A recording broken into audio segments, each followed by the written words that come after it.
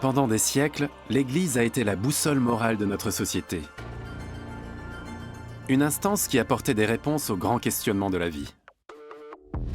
Mais dans notre monde moderne et individualiste, où les alternatives ne manquent pas, l'Église a aujourd'hui du mal à suivre l'évolution rapide des mœurs et des valeurs. Une femme ne pourra jamais devenir pape dans l'Église catholique. Ça ne changera jamais. En 2024, coup de théâtre en Allemagne. Pour la première fois, les personnes sans confession sont plus nombreuses que les croyants. Si les églises se désengageaient aujourd'hui des hôpitaux et des crèches, il y aurait une crise sociale. Que représente aujourd'hui l'Église chrétienne? Est-elle dépassée ou doit-elle simplement dépoussiérer son image?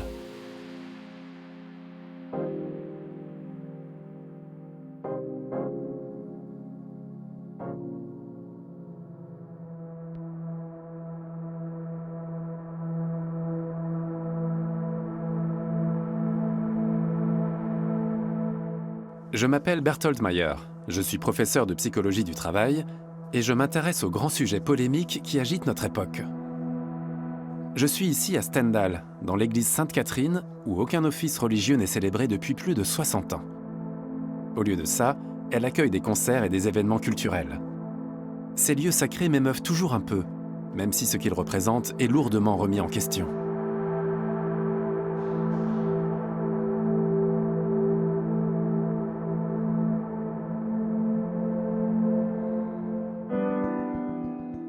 Abus sexuels sur mineurs, intrigues et corruption. L'Église chrétienne est en crise. Alors je m'interroge, avons-nous encore besoin de cette institution? Pour en débattre, j'ai invité deux spécialistes qui ont des opinions très différentes sur la question de l'avenir de l'Église.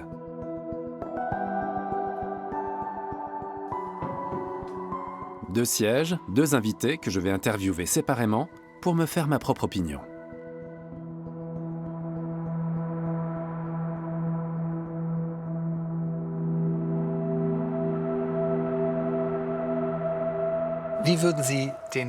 Comment vous décririez l'état actuel des relations entre la société et l'Église catholique en Allemagne? C'est complexe, non? En effet. Mais je pense que c'est aussi l'occasion pour chacune de méditer à nouveau sur ce qu'elles s'apportent mutuellement. L'Église pourrait réfléchir au trésor qu'elle a à partager avec les fidèles. Et pour la société, c'est peut-être le moment de se demander ce qu'elle perdrait si le christianisme venait à disparaître. Je pense entre autres à la solidarité, au message de paix et de pardon, à la dignité humaine. À votre avis, comment se fait-il que le nombre de fidèles ait considérablement diminué en quelques décennies en Allemagne, aussi bien chez les catholiques que chez les protestants? Ça s'inscrit sans doute dans une tendance générale à la laïcisation. Mais je pense que ça tient aussi au fait que l'Église en Europe a un peu oublié sa raison d'être et sa vraie nature. Elle attirera à nouveau les gens si elle proclame la foi de manière authentique. Franziska Harter est rédactrice en chef de l'hebdomadaire catholique dit Tagespost. Elle estime que l'Église n'a pas à s'adapter à l'ère du temps, ni à entamer une réforme théologique.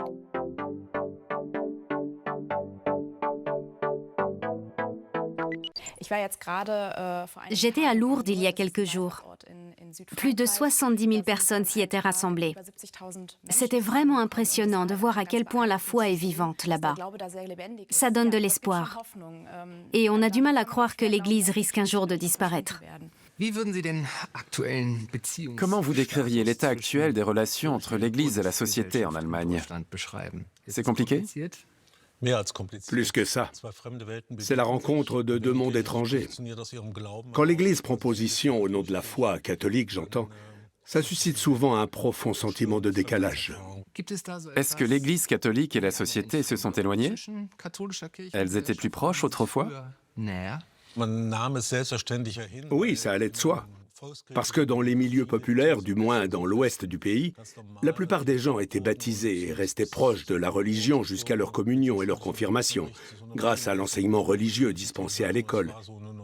La religion était pour ainsi dire dans l'ADN collectif. Est-ce que les gens étaient plus pieux ou religieux qu'aujourd'hui? C'est une autre question. Thomas Schüller est directeur de l'Institut de droit canonique à l'Université de Münster. Il prône une réforme en profondeur de l'Église catholique.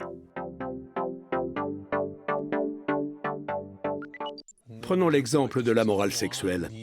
On a l'impression que l'Église catholique interdit tout ce qui est beau et agréable. En fait, l'Église a une certaine conception de l'être humain et valide la sexualité seulement dans le cadre d'une relation conjugale et hétérosexuelle.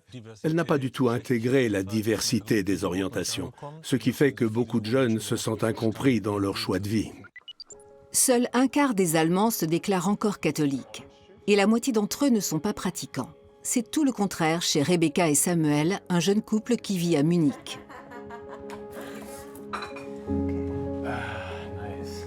Thank you, Jesus, that you broke the bread of your body because it speaks forgiveness.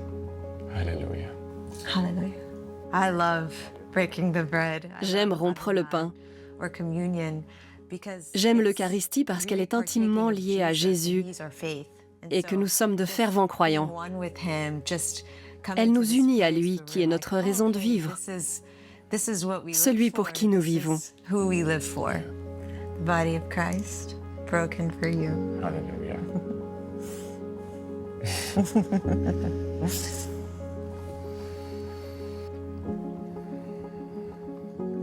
Meine Eltern sind katholisch. Mes parents sont catholiques et j'ai grandi dans cette culture. On m'a baptisé, j'ai fait ma première communion, ma confirmation, bref, le parcours classique. J'ai aussi été enfant de cœur. En grandissant, j'ai commencé à me poser des questions sur l'existence de Dieu. Rebecca est originaire des États-Unis. Ses parents sont pasteurs. Amen. Thank you, Amor. Perfect. For me, the church is where L'Église est le lieu où nous vivons notre foi, où nous nous réunissons avec d'autres croyants, la famille de Dieu. Ça crée un lien très important. Il était essentiel pour moi d'épouser un homme qui partage ma foi. J'ai appris à le connaître au sein de l'Église et j'ai vu qu'il était sérieux vis-à-vis de Jésus. Avant de rencontrer Jésus, je faisais beaucoup la fête, je buvais pas mal et j'avais du mal à trouver ma voie. I have sought your face with all my heart. I will hasten and not delay to obey your commands. C'est la voie à suivre. Quelle que soit ma question, je me tourne vers la Bible et vers Jésus. Et je sais que c'est le chemin que je veux suivre. Jolie cette expression. Élevé dans la gloire. Sans doute parce qu'il était la perfection même.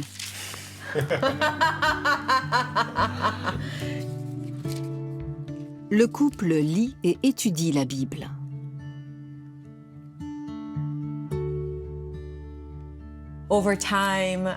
J'avais décidé de ne pas avoir de relations sexuelles avant le mariage. L'attirance physique ne fait pas tout. Il fallait qu'on soit aussi profondément liés émotionnellement l'un à l'autre. Dieu n'a pas imposé cette règle pour rien. Et c'était vraiment magnifique pour nous.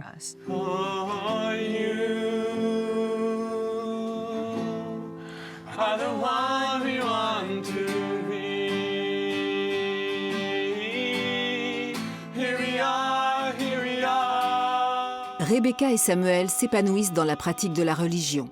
Leur exemple est loin d'être répandu en Allemagne, où le nombre de chrétiens pratiquants a diminué de moitié. Et ce n'est pas le seul problème de l'Église.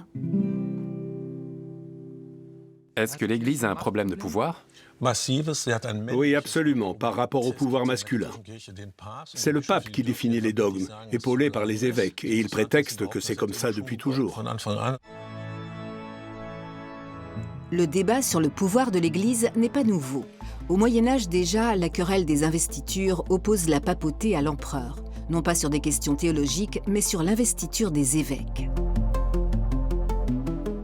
Au XVe siècle, le commerce des indulgences rend le pardon accessible à tous. Qui paie peut prétendre au paradis. Une feuille de vigne qui camoufle des intérêts politiques et financiers. En Allemagne, les églises jouissent toujours de certains droits spécifiques.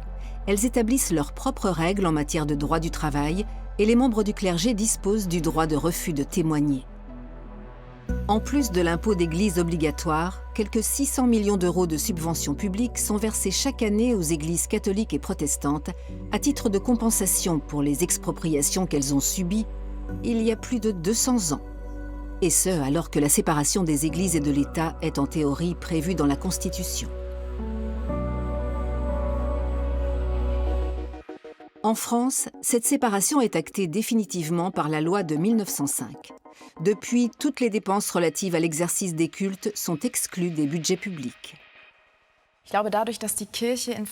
Je pense qu'en France, l'Église est beaucoup moins intégrée dans les structures sociales de l'État, ce qui lui donne une certaine marge de manœuvre. Ça se traduit par une certaine liberté d'expression. Quand les évêques prennent position, par exemple, sur la question de l'aide à mourir qui agite les débats parlementaires, ou bien sur l'avortement ou l'immigration. Il est intéressant aussi d'évoquer les baptêmes des adultes en France. Cette année, plus de 18 000 jeunes adultes ont fait eux-mêmes le choix de devenir chrétiens. L'Église allemande doit-elle renoncer à certains privilèges pour retrouver sa crédibilité en tant qu'institution? Je pense que oui. Ça lui serait bénéfique de s'écarter un peu des choses matérielles. En son temps, le pape Benoît XVI avait d'ailleurs appelé l'Église allemande à se démondaniser, c'est-à-dire à aller vers plus de dépouillement. Au Nigeria, par exemple, l'Église est en expansion et les séminaires sont pleins, alors que des chrétiens se font massacrer chaque semaine. Mais là-bas, l'Église est pauvre et elle porte véritablement un message spirituel. Les membres du clergé nigérian ne cherchent pas à valoriser leur ego. Ce sont des hommes qui affirment « J'ai rencontré le Christ, il m'apporte une paix de l'âme bien supérieure à celle que peut m'apporter le monde et je veux transmettre ce message. » Est-ce que vous pensez qu'aujourd'hui, le système social allemand est concevable sans la position dominante de l'Église dans les domaines du social et du soin? Clairement non. Dans certaines villes, tous les hôpitaux sont soit catholiques, soit protestants. Pareil pour les crèches. L'État ne pourrait pas subitement reprendre et gérer ces structures à l'échelle des Länder. Le pouvoir de marché de ces acteurs est incroyable.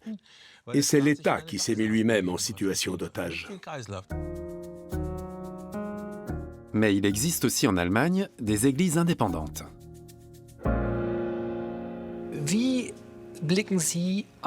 Comment vous analysez l'essor croissant des églises libres et des communautés évangéliques? Elles ont un franc succès dans certaines régions d'Allemagne, avec des offres très différentes des services religieux traditionnels. Les églises libres sont des institutions religieuses qui prennent délibérément leur distance vis-à-vis de l'État. Elles ne sont pas financées par l'impôt cultuel, mais par des dons.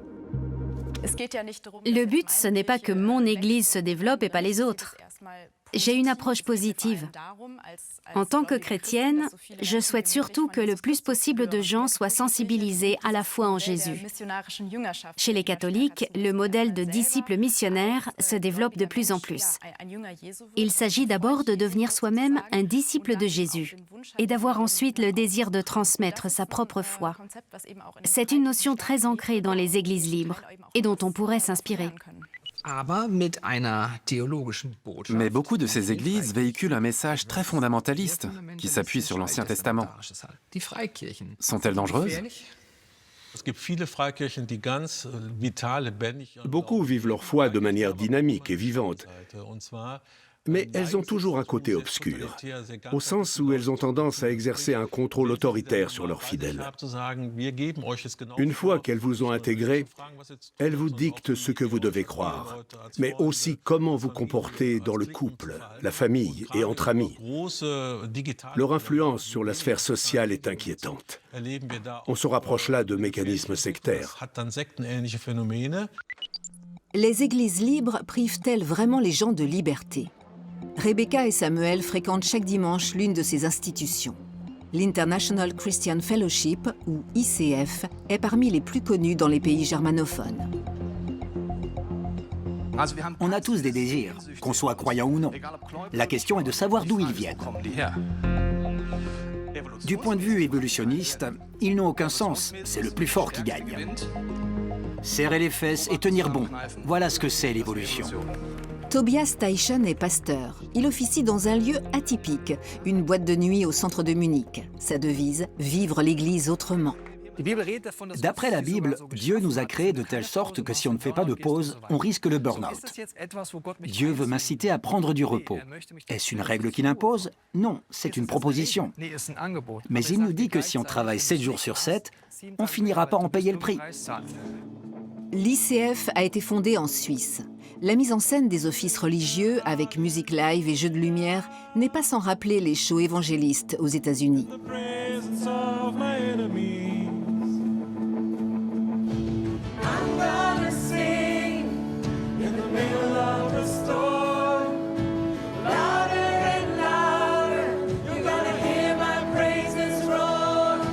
L'Église affiche une tolérance de façade, mais ses sermons ont un contenu conservateur.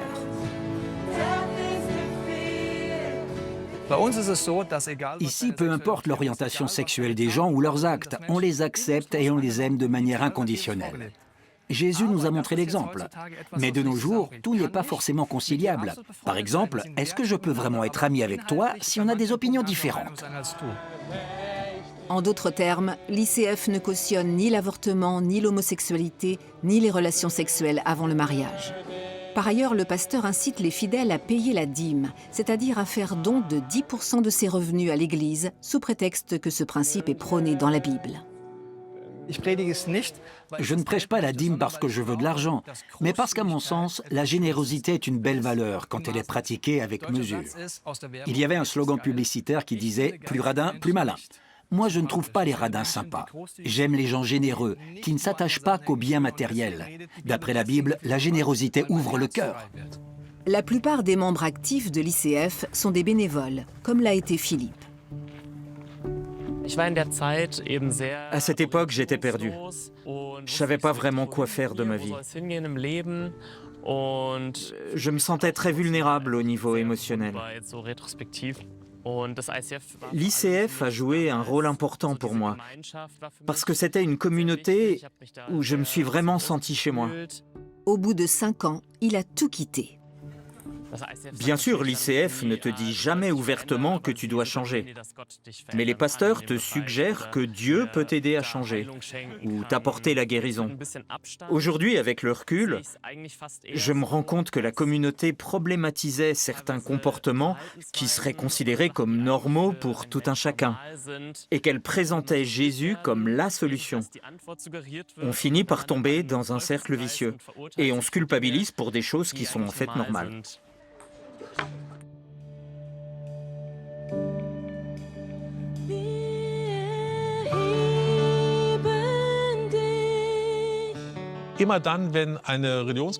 Quand une communauté religieuse, qu'elle soit chrétienne, islamique, juive ou autre, tend à régenter l'ensemble de la vie des fidèles, il faut partir en courant. Pratiquer sa foi est un acte de liberté. Un acte de foi qui ne naît pas de la liberté devient contrainte. Il n'est pas authentique. Il faut pouvoir décider soi-même de croire ou non, et ne pas se laisser dicter sa façon de vivre. C'est fondamental. Souhaitez-vous que l'Église propose un guide complet sur la manière de bien mener sa vie? Non. L'Église n'est pas une institution morale censée donner aux gens une liste de règles à suivre qui leur permettrait à la fin d'accéder au paradis.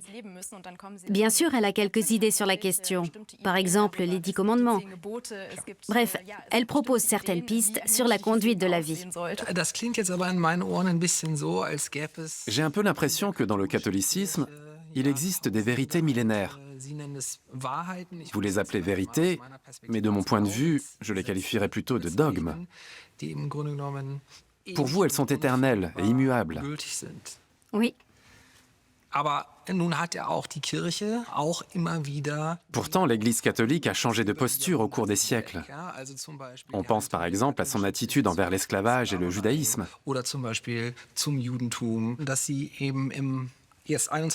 Mais au XXIe siècle, elle continue de prêcher pour une morale sexuelle qui ne correspond pas à la réalité de la plupart des gens. Par exemple, Elle considère toujours l'homosexualité et les relations sexuelles consenties entre adultes du même sexe comme un péché.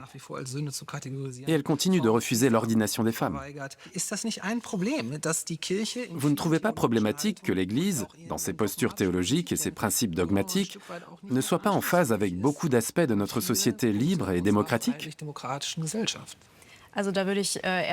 Je ne suis pas de cet avis. N'oublions pas que l'Église a posé les bases qui ont rendu possible l'existence d'une société libre et démocratique, en proclamant depuis des siècles que l'être humain est libre, que sa dignité est inaliénable et la même pour tous. C'est grâce à ça qu'il peut exister une communauté où chacun a sa place. C'est typique dans l'histoire du catholicisme de jongler entre la distanciation et l'ouverture au monde. Pour l'heure, on assiste à un rejet de cette religion. Les gens disent qu'ils ne veulent plus avoir affaire au clergé et que tous ces dogmes ne sont plus en phase avec notre époque. Manifestement, tout ça n'inquiète pas l'Église catholique. À l'échelle mondiale, elle reste un colosse au pouvoir considérable. Avec environ 1,4 milliard de fidèles à travers le monde, elle fait partie des organisations non gouvernementales les plus influentes. En Afrique notamment, elle prend de plus en plus d'ampleur. Mais ces dernières années, des scandales éclaboussent l'Église catholique partout dans le monde au sujet des abus sexuels sur mineurs. D'après une étude commandée par la Conférence épiscopale allemande, 3677 cas d'abus ont été perpétrés par 1670 membres du clergé.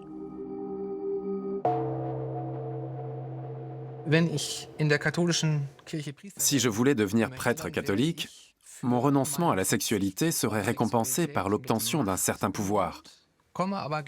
Mais en même temps, je serais souvent exposé à des situations d'intimité dans le cadre de mes fonctions pastorales. N'est-ce pas ? En effet, je travaille depuis longtemps sur la question en tant qu'avocat représentant les victimes. C'est un contexte dangereux et toxique. Les abus ne sont pas l'apanage de l'Église catholique. C'est le cas dans toutes les structures qui accueillent des enfants et des adolescents. Mais c'est vrai, chaque organisation présente des failles, en quelque sorte, que les auteurs des abus savent bien exploiter. On a affaire à des individus qui vont toujours à la limite du répréhensible. Ils savent exactement jusqu'où aller sans dépasser les limites. Il faut bien souligner qu'il ne s'agit pas seulement d'actes perpétrés par quelques-uns. On n'est pas face à une accumulation malheureuse de cas isolés. En réalité, c'est la structure même de l'Église qui a permis ce genre de comportement. Oui, on parle de causes systémiques. Certains sacrements, comme la confession, présentent un risque. Le fidèle est isolé dans l'espace intime du confessionnal et c'est là que des abus peuvent être commis. Quel rôle a joué le droit canonique dans la facilitation et la dissimulation de ces abus ? Le droit canonique régit les droits et les devoirs des membres du clergé ainsi que l'administration des biens de l'Église. L'Église n'y voyait qu'une entorse au célibat, une faiblesse passagère. L'Église a dû reconnaître que l'abus sexuel n'est pas juste un péché contre le 6e commandement, mais qu'il s'agit avant tout d'un crime terrible contre une personne innocente. C'est exactement la finalité du chemin synodal. Il s'agit d'un processus de réforme engagé en 2019 par l'Église catholique allemande en réponse au scandale des abus. Les structures du pouvoir ecclésiastique, le célibat des prêtres, le sacerdoce des femmes et la diversité sexuelle ont aussi été discutés.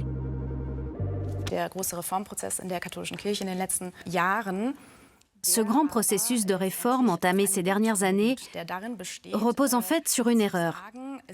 L'erreur qui consiste à dire que certains mécanismes au sein de l'Église seraient responsables de tous ces abus. Mais les auteurs n'agissent pas dans le vide. Il y a bien sûr des facteurs contextuels qui favorisent le passage à l'acte, ou au contraire le freinent. Le chemin synodal s'est attaqué aux causes profondes du problème. Comment se fait-il qu'il existe un tel système pathologique et toxique où domine la masculinité ? Ce n'est pas une question à prendre à la légère. Là, il s'agit de survie. En soi, il est louable de vouloir réformer. La question est de savoir comment et dans quel but.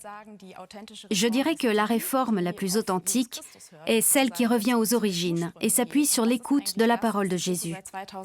En quoi l'Église croit-elle réellement depuis 2000 ans? En tout lieu, en toutes circonstances, qu'est-ce qui était valable il y a 2000 ans et qui l'est toujours aujourd'hui?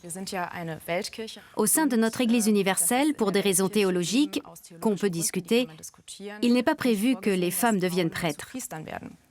Et ça ne changera pas. Quel est donc l'argument théologique qui justifie l'exclusion des femmes du sacerdoce? Le Christ lui-même n'a ordonné que des hommes prêtres, ce qui ne l'a pas empêché par ailleurs de se montrer très en avance sur son temps dans ses relations avec les femmes. On part du principe que c'était un choix délibéré de n'ordonner que des hommes, et c'est ce que l'Église a toujours fait depuis. Ce n'est pas pour faire carrière qu'on s'engage dans l'Église. Il s'agit de communauté, d'amour et de solidarité. Et on en appelle à toutes les bonnes volontés. Sur plus d'1 milliard de fidèles, il n'y a que quelques milliers d'évêques, alors peu importe qu'il y ait des femmes parmi eux ou pas. Celui qui veut modifier la doctrine de l'Église s'oppose à Dieu. Oui. Non. L'Église catholique est aujourd'hui avant tout un cartel conservateur qui s'oppose aux réformes et rebute les jeunes avec ses structures passéistes. Non. Oui. À la suite de tous les scandales d'abus, j'ai moi-même envisagé de quitter l'Église. Oui et non. D'accord. Non. J'ai la foi, mais je n'ai plus confiance en l'institution ecclésiastique. Oui. J'ai la foi et je sais que dans cette institution, il y a des gens qui peuvent commettre des actes répréhensibles, mais aussi de belles actions. La religion est une relique du passé qui... Non. Super. Non. Aujourd'hui, Jésus quitterait l'Église. Non. Excellent. En fait, il ne fonderait pas d'église, c'est tout vu. Que dirait-il s'il assistait à nos débats sur l'Église catholique en Allemagne? Il dirait, où sont les marginalisés, ceux que l'histoire a écrasés, les laissés pour compte de l'empire économique? Mettez-vous aux côtés de ces personnes, car Dieu se reflète dans chaque être humain. En fait, il serait plutôt de gauche. Il nous demanderait, as-tu foi en moi, ton Sauveur? Crois-tu que je t'aime et que je souhaite ardemment que tu restes à mes côtés pour toujours? Voilà ce qu'il dirait à chacun d'entre nous. On ne peut que spéculer sur ce que Jésus penserait de l'Église actuelle. En tout cas, je reste persuadé que l'Église catholique n'est décidément plus en phase avec son temps.